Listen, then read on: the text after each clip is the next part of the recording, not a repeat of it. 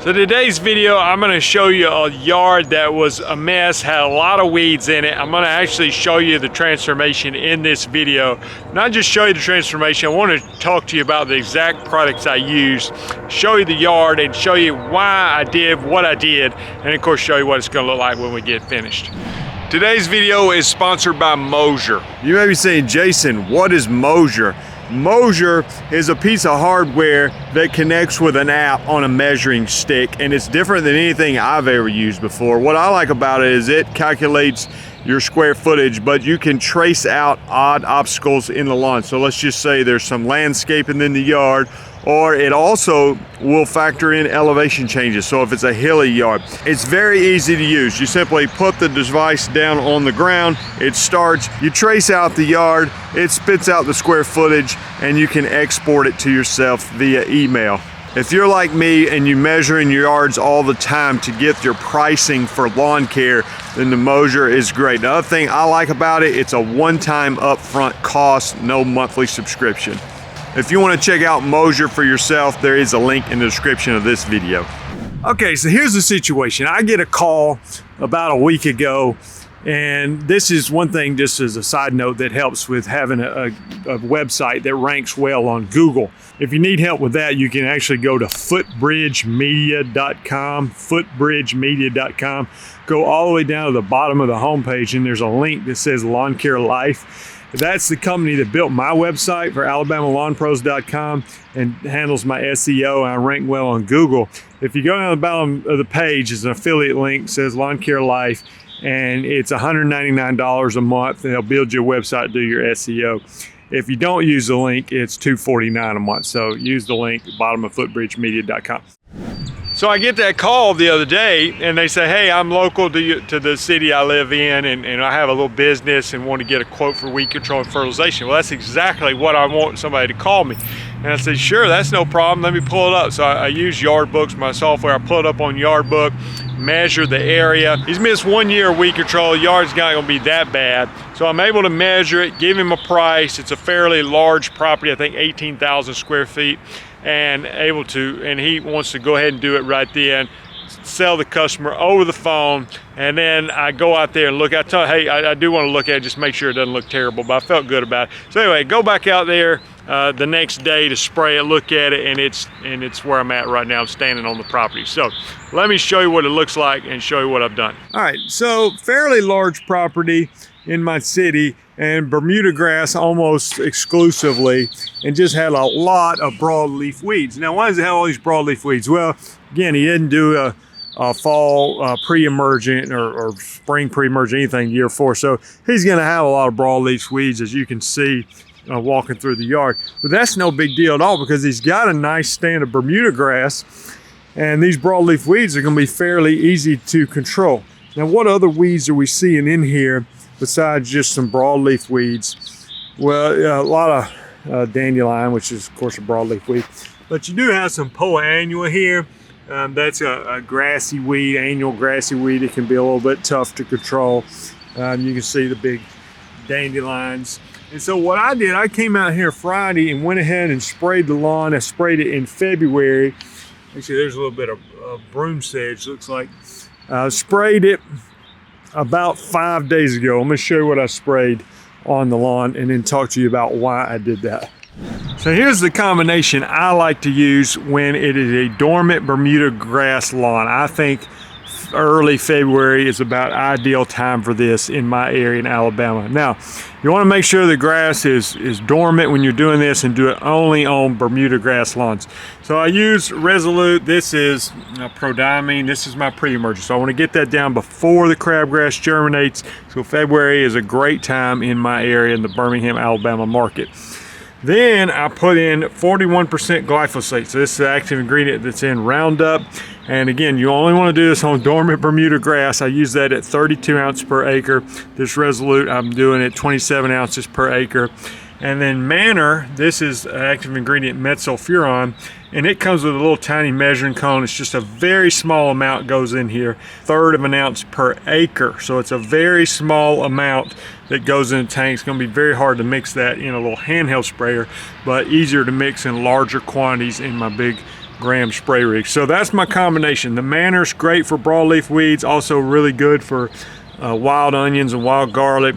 The glyphosate is great for killing grassy weeds, broadleaf weeds. Not quite as good on the onions, but the Manor, that combination is going to get a lot of the weeds, the glyphosate and the Manor. And then my pre-emergent here is going to help get ahead of a lot of the warm season weeds that have not germinated yet. So when I've got a big ugly Bermuda yard, if it's thin Bermuda, thick Bermuda, whatever, and it's dormant and it needs fixed, this is the combination that I like to go with, these three products. One good thing is I don't have to add any surfactant, because typically your glyphosate products are already going to have surfactant mixed in with it. So no need to add an additional surfactant to this combination. So I came out here and sprayed. It's been about 5 days. You can see a little bit of wilting action already on some of the weeds, but I want to show you one more thing before we wrap up this portion of the video, and then we'll come back and check and show you how the property is improving. Now, as you know, when the weather is colder, hopefully you know this, if you don't, I'll tell you, as the weather's colder, the results are not as fast. So we've had cool temperatures. This morning it's like 32 degrees. So you're not going to see these weeds wilt up overnight like you would maybe if it was in the 70s and 80s during the day and a lot warmer temperatures. But still, it's been 5 days and I can show you what they're starting to look like. So you can see some wilting action, depending on what weed it is. Different one. I saw some of these small little tiny weeds that are starting to turn yellow and stuff. So I think if we get some warm days, there you go, there's a good example where you're getting some yellowing in some of the weeds.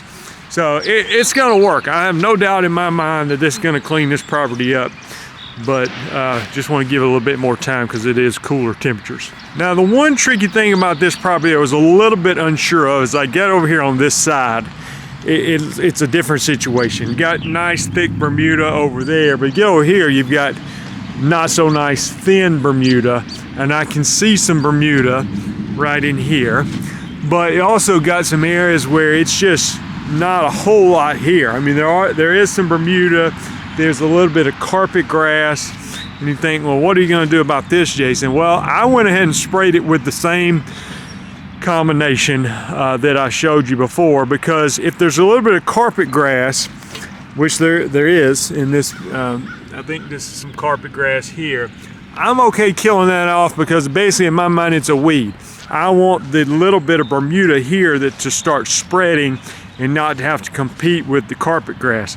So you look here, this looks pretty sad on this side. I know there's shadows from the trees, but this is not lush Bermuda grass. This is not a whole lot going on here. So I want to get rid of what I can, and I want this little bit of Bermuda that is here to really be able to spread this summer. Now, it's challenging. It's got trees, a little bit of shade. It's not going to look like the rest of the property, but I'm just telling you, I saw the carpet grass, but I want to get rid of it, so I went ahead and sprayed it. I don't know that with it being dormant like it is that the glyphosate's necessarily going to kill it, but it'll probably beat it up and hopefully get this Bermuda to fill in over the course of the summer. Let's give it some more time. I'll check back and see how the results are progressing. It's been about 3 weeks since I sprayed this property. Let me show you what it looks like today and tell you what I'm going to do today also. All right, here's what we got. And you remember all the weeds. Went in with the glyphosate and prodiamine, and you can see what's happening. It's got stuff like that. Now, you think, Jason, I thought it would just die overnight, you know, with the glyphosate application. No, when the weather's cooler, which it was in February when I sprayed it, it can be slow. Now, you want it, but the trick about that, glyphosate on a dormant Bermuda lawn, now I'm showing you this lawn in early March, and there's already green Bermuda grass in here. So that tells me a couple things. One, that's great. The glyphosate on the dormant Bermuda did not affect the Bermuda grass, at least not significantly. We still got green Bermuda coming through. And the other thing is, I wouldn't want to do that same application now. I had that window of opportunity in January, February, where it's dormant. I can do that, but now that it's starting to turn green, again, you can see all the green Bermuda grass there. I wouldn't do the same application today. I would not put the glyphosate in there. So really happy with the results. You can kind of see much different looking property than we saw a few weeks ago. And as the grass starts to be cut, then you're just gonna see that Bermuda starting to fill in. You got green grass coming in, these dead weeds. I've had people say, Jason, do you have to go out there and pull the dead weeds out of the grass? Well, no, I mean, you don't have to do that. So these weeds will decompose over time. So I'm definitely not gonna go rake up the dead weeds. But just wanted to show you the results that we got. And one thing I want to look at is the carpet grass situation over here. Remember, there was some carpet grass on the one side. I want to see how that's looking. And this grass was thin. Remember what we were talking about is hopefully this thin Bermuda grass can fill in. And I'm spraying glyphosate on carpet grass, which is not ideal for the carpet grass, but I'm okay if it beats it up, and hopefully the Bermuda will fill in. Again, these trees are going to be a little bit of a challenge. So anyway, it's thin over here, but I do see the Bermuda. See lots of weeds dying, even the poa turning yellow there. So that's a good thing to see. And we just got to get some warm weather and see how this place will transform over the summer. So let me show you what I'm doing today. Okay, I got my ride-on spreader sprayer here, and I'm putting out fertilizer. So we're getting close to spring, and I buy from Harold's, and this is not the fertilizer. Got two different bags on here. I'm gonna be using this 3808 blend. Now this is a polymer coated fertilizer, slow release. So the good thing about it, I can put this out, and basically it's not gonna release a lot of nutrients until the weather starts warming up. So I wouldn't go buy a bag of quick release fertilizer and put on this grass. I think you're gonna be wasting a lot of the nutrients before the grass is ready to use it. But the advantage of this Polyon, which is what it's called, I can put it out now, and it will release as the weather warms. You might say, Jason, why don't you just wait until the weather warms? Well, I want to put it out now because when the weather's warming up, I want to go back and do another weed control application. So it's just allowing me to manipulate the timing of my schedule. The fertilizer will be there. It'll start releasing as the nutrients are needed in the lawn, and then I can do my weed control application when I need to do that. So let's put some fertilizer in the hopper, put the fertilizer out. I'll come back in, let's say late April, probably do another weed control application, and then I'll fertilize one